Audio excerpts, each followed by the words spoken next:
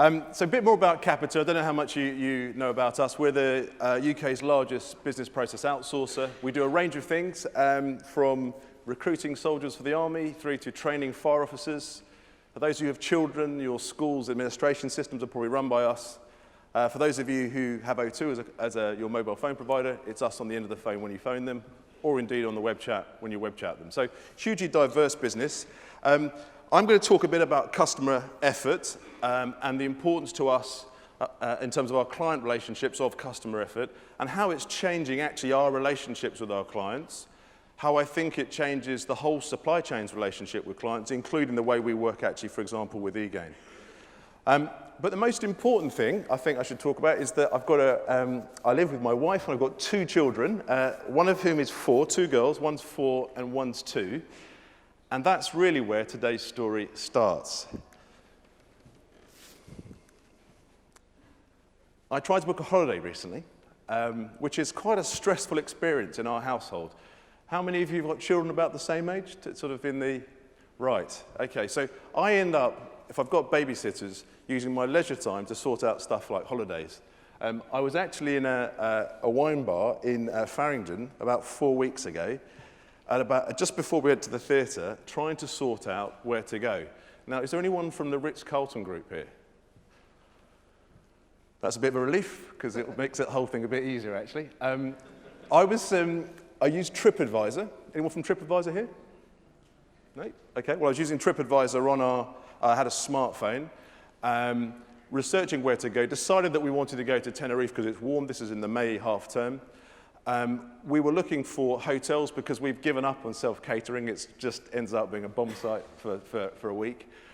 So looking for hotels, found a hotel that we liked, and decided that was the one we'd try and book. So 2 rooms next to each other, impossible. I could find 2 individual rooms, but I couldn't find 2 rooms next to each other. So I decided, my wife at this point was on Google Maps and her iPad, trying to work out where it was on the island, decided it was the right hotel. We then phoned TripAdvisor, had a great conversation, but they couldn't help us. So I took the radical step of phoning the hotel. Fantastic conversation, really nice service, but in fact their reservations line wasn't open. It wasn't open on Saturday evening, probably quite normal to be honest, but that didn't help me. So high expectations, high effort, actually fundamentally disappointed. So a good example really where of effort and expectations is driving my perception of the experience. Which brings us nicely on to the subject of customer effort. Now, received wisdom says it's all about delighting customers. That's the most important thing to worry about. That's not typically what we're seeing in the marketplace talking to our clients. This is a piece of research. You probably know it. It's from the Harvard Business Review. On the vertical axis is measuring a propensity to repurchase, to purchase a second time. On the horizontal axis is the propensity to spend more per purchase. And essentially, in very simple terms, it looked at 3 different measures. And I'm going to simplify them, so for apologies for those of you who are experts in this field. Customer satisfaction is really a measure of asking the question, were you satisfied? NPS, Net Promoter Score, is a measure of advocacy. And customer effort is answering the question of how easy was it for you? And what this research shows that the biggest predictor of both repeat purchase and spending more is customer effort. It's not NPS and it's not customer satisfaction. So that's quite interesting for us because it changes the way that we think about how we interact with our clients. Now, why is that? Well, it's probably a reality of people like me doing stupid things and trying to book holidays on a Saturday evening. People are much more discriminating about how they spend their discretionary effort. People aren't as willing to take time out to make decisions on our terms, as providers, or your terms as clients. They do it on their own terms. Partly a function of the fact that people are using multiple devices. You can see some stats there. 85% of people who book online, purchase online, actually purchase on a device they didn't start in. Suggestions that people are switching phones or switching devices 21 times in an hour. Huge requirement for product range and for channel range. Example of this is we've just been working with an automotive manufacturer who couldn't work out, or wanted to work out, how they drove up sales of some of their cars. These were people typically who were booking test drives online, which we were then servicing, we worked out the biggest predictor of whether they bought was not the flexibility around timing, the length of the test drive. It's whether the model that was being test-driven was exactly the specification they wanted. So there's an example of where, in a complexity of product, they're interacting online, they want to test drive it, but it's the specificity of the product that actually drives sales. So a complicated set of purchasing requirements and decisions. But it's not just about effort's only relevant when you think about it in terms of expectations. And I think that's the important change in some of the thinking. It's not about delighting you when you want to pay your water bill. You don't want to be delighted when you pay your water bill, you want it to work. You might want to be delighted actually when you buy a book because you're buying a book as a birthday present for someone.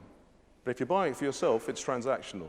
So there's this relationship between effort and expectation, which then drives some form of emotional engagement in the whole transaction. And it's that emotional engagement, of course, that drives things like advocacy, repeat purchase, and propensity to spend more. I'm going to talk to you about hair straighteners. Now, I didn't tell you something else about my family. As well as having two girls, my nieces live with me as well, so they're 21 and 19. So I've got a 21-year-old girl, 19-year-old, 6-year-old, and a 4-year-old in the house. Now, I found out quite a lot about hair straighteners in the last couple of days. I'm going to ask this of the men in the room. How much do you think the average pair of hair straighteners costs? Here's your choice. £50, hands up. Okay, yeah. £25? £100? Ooh, interesting. It's £100, correct. Blimey. Much more sophisticated than me, clearly. What happened in my house, this is generally true last night. I walked home, I got home quite late after an evening out, and there was a huge fight going on between 21-year-old, the 19-year-old, and my wife over who had borrowed the hair straighteners, which is bizarre, very well, I'm going to talk about it. But on a serious point, it's a non-trivial decision, I think, for people when they try and actually purchase hair straighteners. This is what we call effort and emotion mapping. It's for one of our retail clients. It's genuine. It's actually mystery shopping that was done by Joe's team down here in the front around looking at asking about hair straightener offers. Now, I'm going to explain it, but we'll come back to the point of it in a second. The orange line is a graph of customer effort. It's what did it feel like in terms of the amount of effort that was going in to actually ask the question around what offers do you have on hair straighteners. The yellow line is a map of the emotion of the journey as far as the customer is concerned. So in simple terms, we want lots of things, lots of dots down the bottom, that's positive. Dots at the top are negative. High effort, low emotion. Down the bottom, low effort, high and positive emotion, in simple terms. So this is mapping a customer journey, a real customer journey for one of our retailers. I'll just talk briefly about it, and then we'll just talk about what, for example, what we could do about it. This is someone who's called in, there's no IVR. They actually feel quite good about that because they get straight through to a human voice, so that's a positive experience. However, having got through to that person, they're then transferred to an IVR. Slightly unusual. Having got to the IVR, there are two lots of options. They get referred back to someone else, and in fact, it's someone in the store, which is quite helpful, who is very, very knowledgeable. Having described what offers are available, they give details, and then they end the call. Now, this is not a great customer journey, because what you're seeing is lots of handoffs going on without actually presenting information to the customer. It's certainly not effortless, and it's not a particularly positive journey. Just give you an example of something that could be done. Why not have the first agent able to search stock, search the website, order the hair straighteners, and actually dispatch them to the end customer? That's what we would do in that example. And that's the purpose of this exercise. This is actually a mystery shopping. We use it actually with agents in contact centers or web chat agents because they're the best predictor of how customers feel because they have to deal with it every day. So the purpose of this is just to show you what effort and emotion mapping looks like. The key thing to think about is normally we need 3 positive moments to 1 negative. This is bad. It's 2 positives and 9 negative, which gives us an indication of a pain point in the journey we need to deal with. And that's typically what we would try and do. But it's not just about positive or negative moments. It's about how it feels over time. We have a business in Capita called Blue Sky, which I suspect some of you will have heard of. They're a business that specialize in what they call the art of the conversation, often in the contact center around sales and service. And this is some really interesting thinking and research that they've done, which I'll share with you. You're probably all aware, whether you're on web chat or you're running social media operations or you're in the contact center, there's a lot of focus on these things called soft skills, which I personally have never really properly understood. Our view is that's actually old stuff, and there's 3 important rules actually to make the whole experience effortless. The first thing is called what we call advocating. So advocating is when you very profoundly empathize with the customer. So let me give you an example. Customer calls in and says, you've sent me the wrong details to a claim for an insurance policy. Now, you could say, that's unfortunate. That would be the normal soft skill response. What we would try and do is to say, we've actually screwed up there, let's try and sort it out. That's a very deliberate statement into the customer's environment that gives 2 messages. One, we understand, and secondly, you're safe in our hands, right? So that's an important thing, advocating. The second element of this is what we refer to as the magic minute. All the analysis shows that the best predictor of, if you like, some form of service experience over an interaction, whether it's web chat or call, is the first minute. It's in the order of 80%, and for statisticians amongst you, that's high. 80%. You get it right in the first minute, you will get it right over the whole call. And then the third rule is what we call the peak end rule. For a positive experience, you need one big peak, and you need a great finish. And a great finish does not constitute, is there anything else I can help you with? I'm going to give you a really great example of this outside the contact center or the digital channel. How many of you shop at IKEA? Come on, you could admit it. I do, although I'm the one who fails on the flat pack construction thing. It's a disaster. For those of you who have children, the thing they deliberately do is allow your children to jump up and down on the furniture on the way through, right? That's a very deliberate part of their customer journey. It's part of the peak, the experience of being in IKEA. How do you feel when you go downstairs to try and find your flat pack? All right, it's a bit of a low point, all right? And they know that. So what do they do after you've gone through the till? What does everyone remember about IKEA after you've gone through the till? Ice cream. Ice cream, normally people say 30p.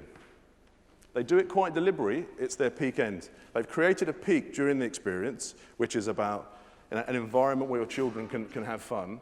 And at the end of it, after you've gone through that low, and in my case, normally I've got the flat packs the wrong way and they can't do the barcade, you come out, there's ice cream and those funny sort of Swedish hot dog things. Quite deliberate, and it's to change your impression of the whole experience.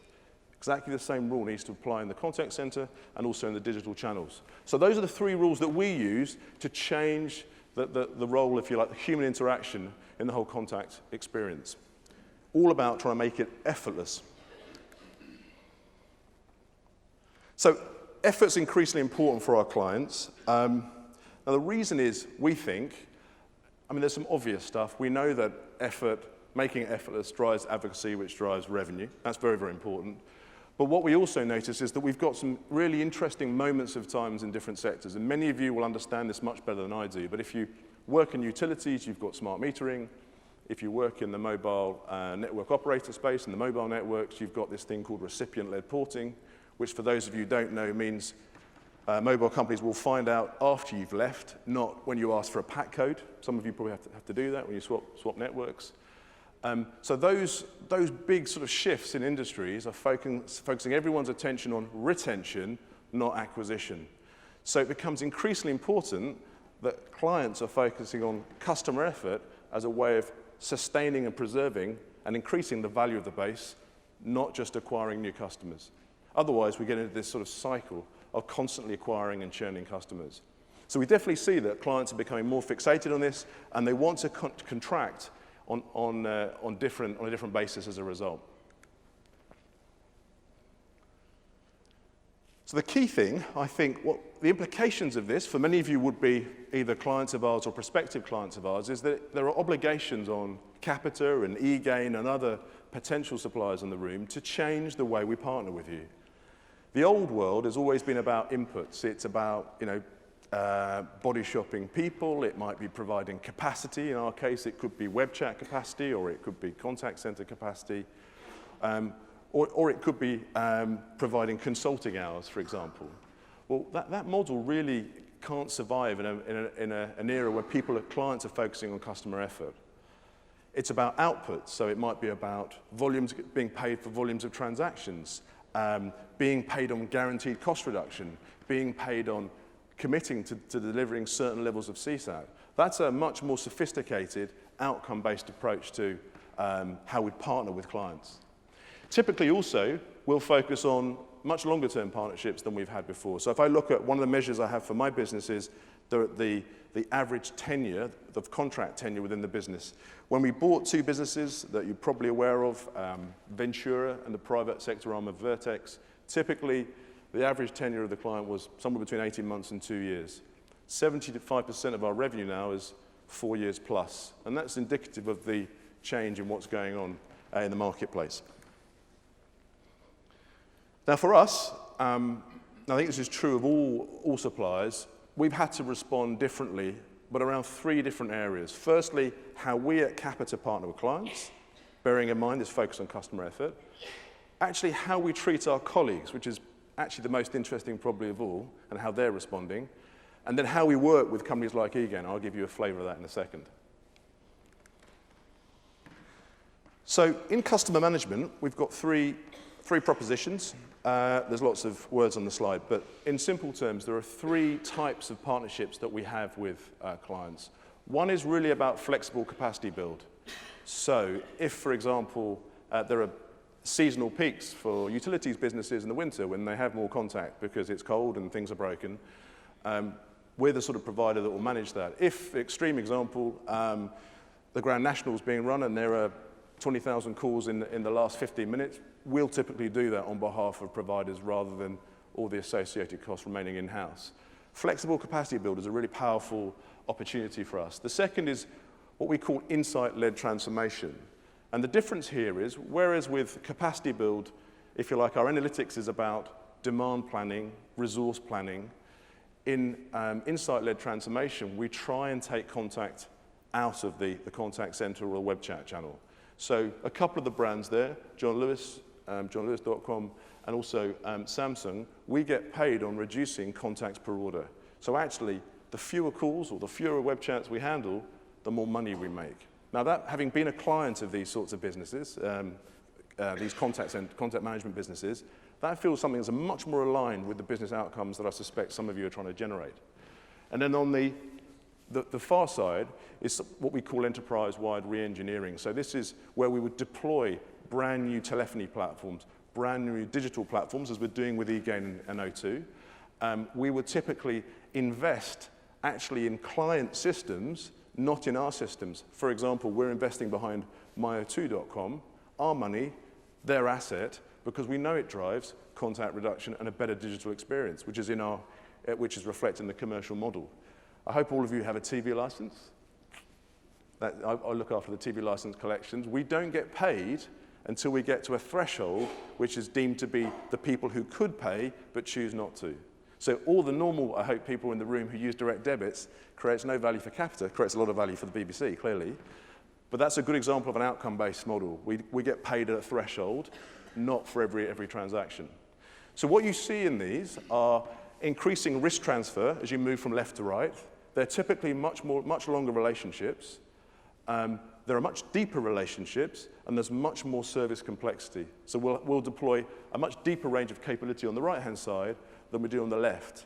Clients exist in any one of those models, and they're long-standing relationships. British Gas is 10 years on the left, M&S is 12 years in the middle, and O2 is just over 10 years on the right-hand side. All very important different propositions that create choice for clients.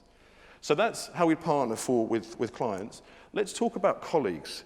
So this is really interesting and where I start getting out of my depth because I'm, believe it or not, I know you can't believe this, just over 40.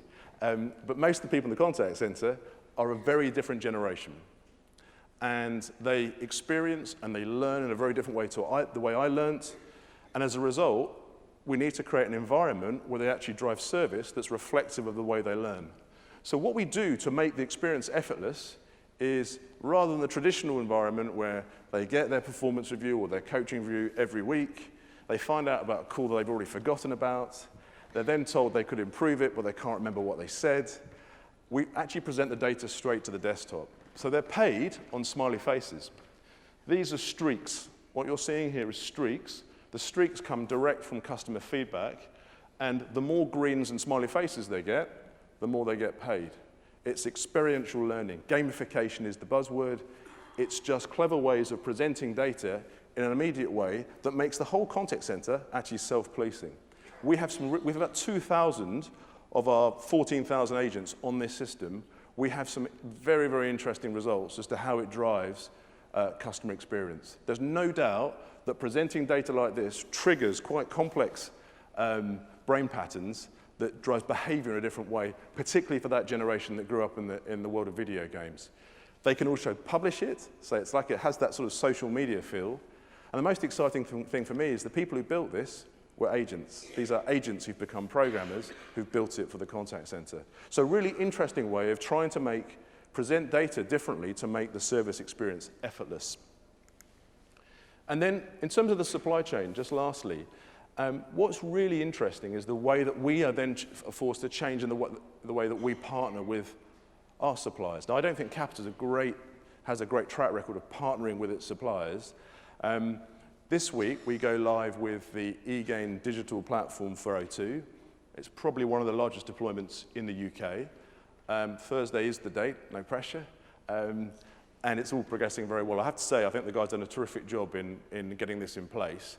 The really interesting thing, the thing that excites me most about the conversation, though, is when you talk to particularly in a software space with a license model, you look at a product roadmap and you think, oh yeah, there's 14 versions of this that will cost me a little bit more each time. The thing I'm most impressed, and I think that the conversation's changed, is around we're focused on adoption and conversion, not functionality.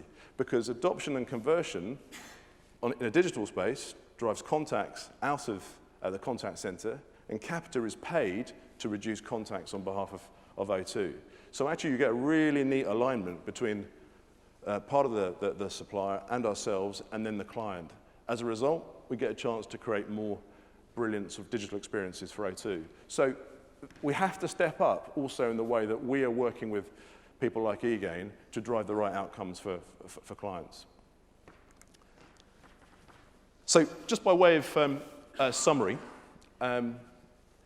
fundamentally, we believe that the world of delight is out. It's all about effort. That's the thing we need to be worrying about. We absolutely believe that outsourcing has a role to play in that space, but it's a new outsourcing, not the old outsourcing. So it's not about being paid on inputs, it's being about paid on outcomes. It's about contracting in a different way with clients. It's about engaging our own people in a different way, actually, to drive those outcomes. And it's about working with suppliers in a very, very different way. One last thing that I do owe you an explanation of what happened on the holiday front. You'll be delighted to know that we have booked a holiday. It was booked last week. I wasn't involved. My wife made the booking. 0 effort, 0 expectation.